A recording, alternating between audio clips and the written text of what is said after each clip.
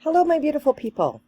So, I'm going to talk about days 2 and 3 on my spiritual journey with an eagle's eye. So, day 2 was about the presence of the unseen world, and day 3 is about faith lived in community. And I thought these were both really good.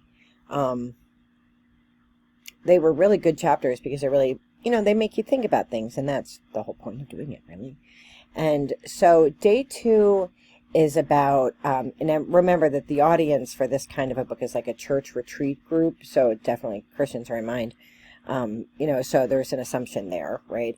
But I do think that you could apply this to any faith-based or even non-faith-based, faith-based system. But the second chapter was really trying to convince people that there's an other world. So I already buy into that, so I didn't really so much need development in the belief of it, because I already believe that God is here, God is within us, and that our saints, our ancestors, our spirits are right here. And I think whatever your practice might be, like you probably have a belief system. I tend to separate my ancestors into two groups. I have like the living ancestors of people I knew on Earth, or people that the people I knew on Earth talked about. So like my mom and my dad, my grandparents, my aunts and uncles, my brother, and then I have my ancient ancestors, from my DNA, and looking back to that. So I tend to come to them. I always believe they're with me and around me. I look for signs and symbols from my immediate, family that has crossed over: my mom, my dad, my brother, and then for my ancient ancestors, I go into meditation a lot and sit with the figure grandfather, the figure grandmother that I've resonated with. And I'm very interested in past lives. I'm very interested in that concept, and I'm very interested in my ancestors and having had my DNA done, sort of mapping out the way that I think things happened and how folks came through. And it is a little bit eye-opening. I definitely feel very connected to different kinds of places and spaces, things that I think are thin places, which we covered in the first chapter, but also other places. Like I have to create a thin space in my house, right? Because I can't go to Column Keel or Iona every day.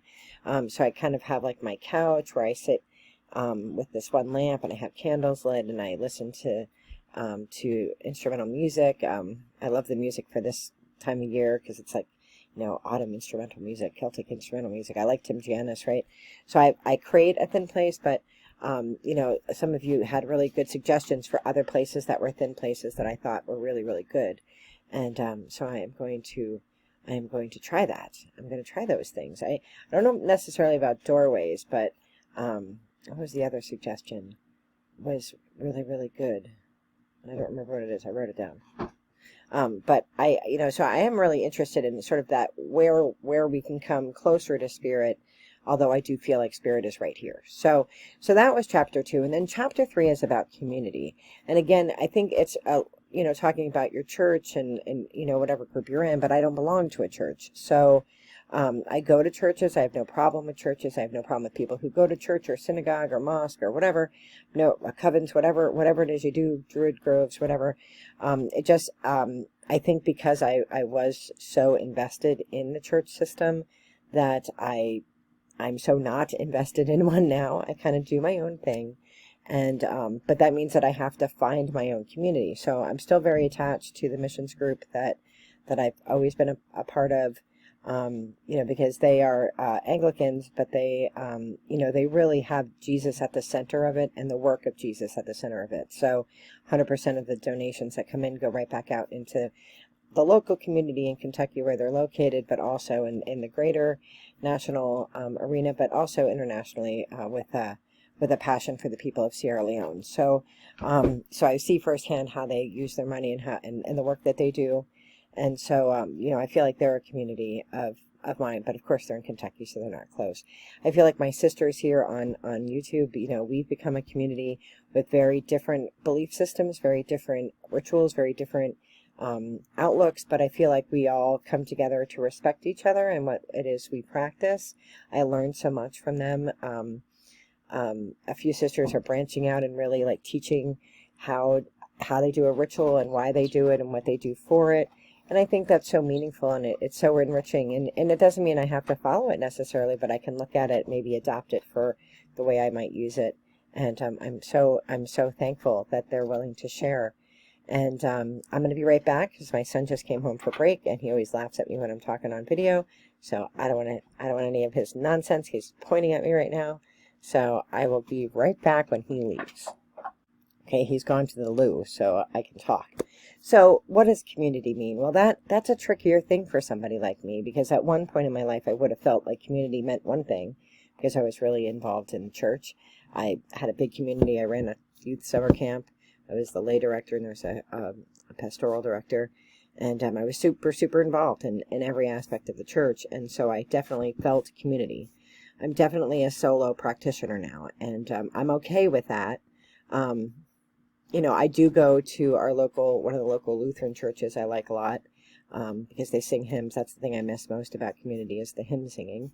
I'm definitely involved in the Iona community. They have a daily service that I participate in, but it's one way, like I'm receiving, I'm not actually, sharing out. So I definitely miss that kind of community, but for now, I just don't feel like church calls to me. But the questions that I'll be working on this evening, one of the beautiful projects that you could do for the second chapter was write your own kyem, and that's a protection circle. And it's interesting because I watched a video earlier today, and I wish I could remember who it was, but she was talking about how a lot of witchcraft practices come from Christianity, from the pagans assimilating into the Celtic culture, and a lot of witchcraft rituals come from Christianity. And she's very much not a fan of Christianity. And so she's like, I don't want that to be true, but that's the truth. And I was like, well, we do a lot of rituals in the Anglican Church, which is the muted down, watered down version of the Celtic Church. So, but it's true, there are a lot of rituals, incense and candles and all that stuff.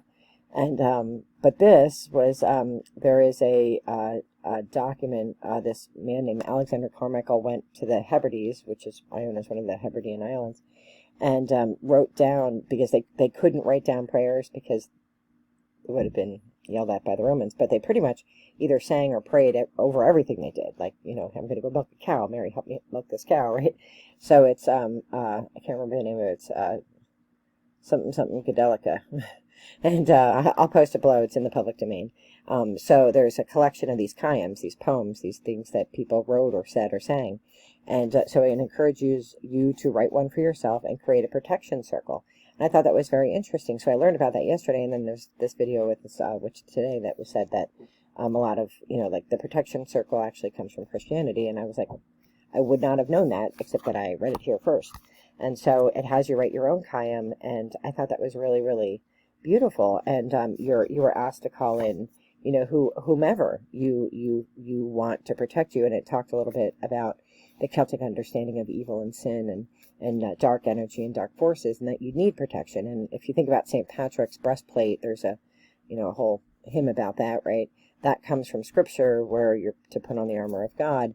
And so I thought that was just a fascinating discussion from a Christian perspective, but then also today from this witch's perspective, where you always want to protect yourself. And so you write your kyem, and then you say your kyem every day. So for my kyem, I thank Lord, and I thank Mary and Jesus and Saint the Archangel Michael, and my spirit guides, Seth and Adam, and my ancestors, both my ancient and my recent past. And and then you say thank you, and then I ask for guidance and wisdom and strength throughout the day to battle negative energy. So it was really nice. And I think if you want to do something, like, again, it doesn't have to be Christian. You can you can write your kyem about whatever it is you believe and whatever forces you want to call in to protect you, whether it's a deity or an energy or whatever. So I thought that was cool. So then the assignment for tonight, which I'll be doing now, there's a few different ones. So list one or more communities of which you are an ongoing part. How does faith manifest itself? How does it affect your dealings with each other? So I have to think about that, because I really don't subscribe to a faith community. I mean, I participate. I'm a member of Iona, the Iona community. and they're largely about peace and justice and that sort of thing. But of course they're based in Scotland, so it's not really local. In the beginning of November, I'll be with a community of folks, so maybe I'll have a better understanding. Columkille, which is here, which I love and feel very tied to the creator of that, even though I never met him. But I have all these fascinating stories about how he somehow manages to make it into my life. I feel like I could be connected there, but it's not my time yet, so I'm kind of waiting. They have a big Druid community there, but I'm just not a joiner at the moment. I had been a joiner my whole life. I'm not one now. So I feel like I need to get my own house in order before I commit to something else. And I'm kind of at that point where, like, for my whole life, somebody else told me what I had to believe, and I'm really in that place right now of and I feel very strong in the beliefs that I have. So I feel like I'm okay with what I believe, and I don't really need somebody to tell me what I should, where I'm right or where I'm wrong, right? And I don't want to tell other people that they're right or wrong. I just, I want to do my thing, and I want them to do their thing, and I want us all to bring light and love into the world in whatever ways we see fit. So so I have to think about that, and that's the work I'm going to think about tonight. But I wanted to share with you, and hopefully if you write a kyem, please share it. If you'd be interested in hearing mine, I'd be happy to read it, but I don't want to offend anybody because it is personal to me. A kyem is personal to you. So I am wishing you all the very best and light and love. Be well. Take care. Bye-bye.